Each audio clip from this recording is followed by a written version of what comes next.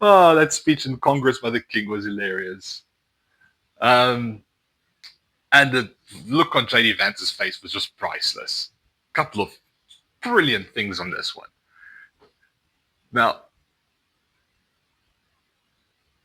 I don't know who wrote the speech because it would have had to have some sign off from number 10, and then the King's speechwriters would definitely have been all over it. But a couple of little digs towards his current administration was just brilliant.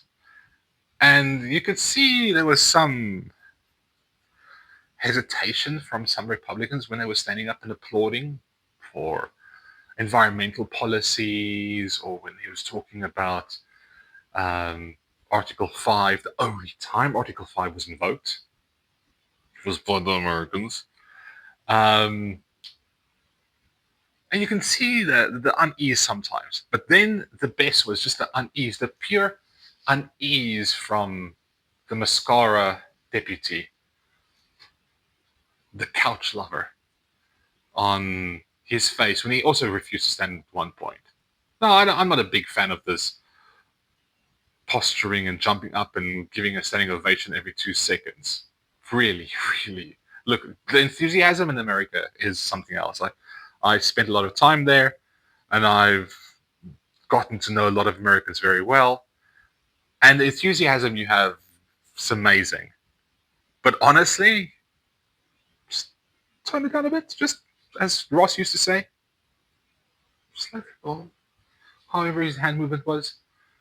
Just a little bit. Just a little bit. Sometimes goes a little bit too much. But there were two little standout things for me that came now from the trip. Number one was the jumping in front of the queue for when there was a guard of honor to meet Camilla, and old Orangey jumps in front of the line and he just runs across as if it's for him. Now, this is not uncommon. This is the same man who has cabinet meetings where it's televised and it's all about, oh, Mr. Trump, President Trump, you've done such marvelous work. Oh, good God, those cabinet meetings. I think there's a number of websites which has R ratings that is less of a type of act than what they give him in that thing. God. Then you have him jumping in front of the line. Now, I'm not a big thing for pompous and behavior and stuff like that, but if you want to be head of state and all these things, there's a certain protocol you follow, and he clearly, the Major Dom, clearly has a couple of issues there. He just doesn't, I don't know. Then the next one was the trade deal and the dropping of tariffs of Scottish whiskey. Now, a couple of things on this one. It's not going to really do anything for the UK. Will do much for the Scottish distilleries, but grand scheme of things, nothing. But it was a bit of a ploy here. It was interesting that old Donny thought that when he said, oh, if only Starmer can do trade deals like the King does. Well, a couple of things. The King can't sign off trade deals. It's not his job. He could float an idea that he was given by the administration in number 10 to float an idea, and then they do this, and then blah, blah, blah. The King can't give trade deals. Even when his brother was trade envoy, he can't do deals. He can go and speak to people, get the ball moving, but it still is the UK government, His Majesty's government. It's their responsibility to create the documentation. The King can't just go around and say, well, we need to do this. No, it's not how democracy works here in the UK. And he got played. Donny got played. Now, if you don't realize he got played, then you've drunk far too much Kool-Aid. what I think is happening is there's a couple of things which standing out. Firstly, the the tweet from the White House with the two kings next to each other, Bonnie as the other king, basically, is either pure brilliant trolling, but unfortunately, from this White House, there's no such thing as trolling. I know there's loads of flooding the zone stuff, but everything that they flood the zone with is not really trolling. It's actual things that they believe or that he believes or that he wants to push out that then becomes policy. They don't troll. Everything that's sent out is for a specific reason. It's for a specific agenda. This was not to say as a joke to the No Kings protest. No. Because the same man is putting his name on everything, is putting his name inside the passport. Oh, you poor sods who have to have his face in your passport. Oh, you can have it for 10 years in your passport. Oh, sweet mother of Spock. Oh, the commemorative coin, which is against law, by the way. Or the renaming of airports. Now he wants to rename Dulles to himself.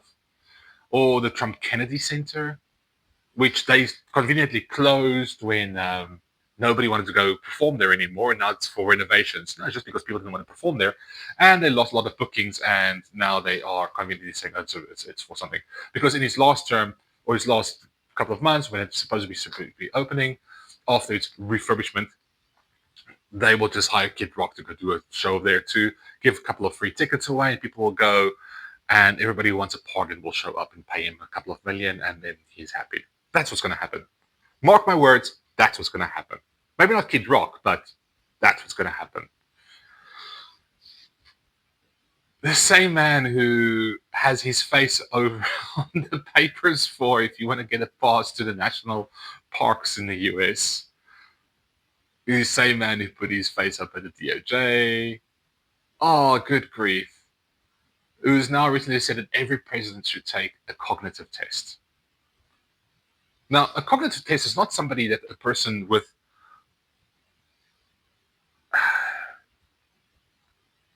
normal cognitive behavior would have to take. A doctor would look at you and go like, "Oh, you're fine."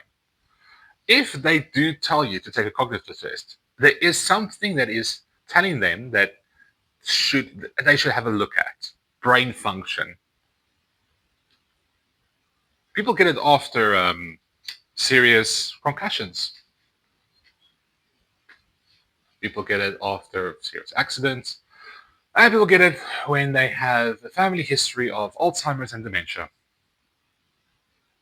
Now, old Donny, Bone Spurs Donny, doubt if he got concussion,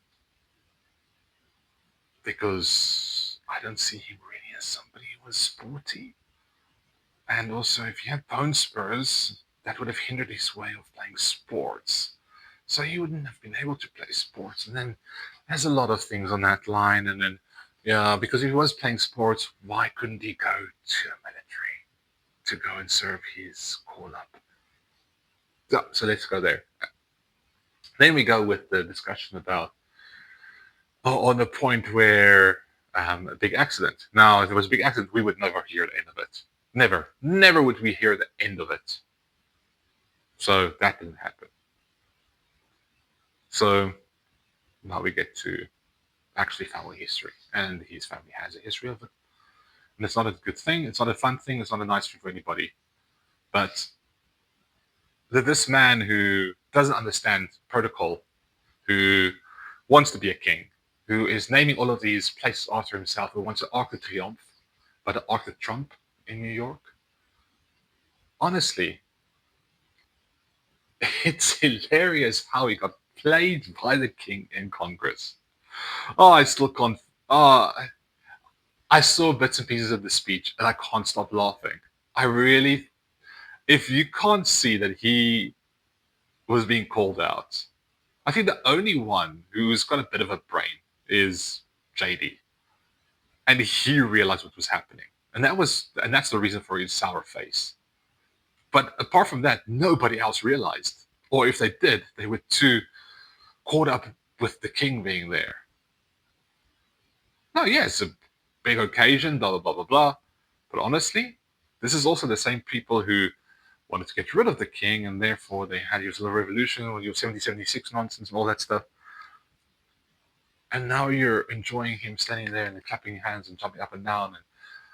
And Ted Cruz filming him in the garden party. Yeah, the pure hilarity of what just happened in the States with the king's visit is just brilliant. Honestly, it's it's brilliant.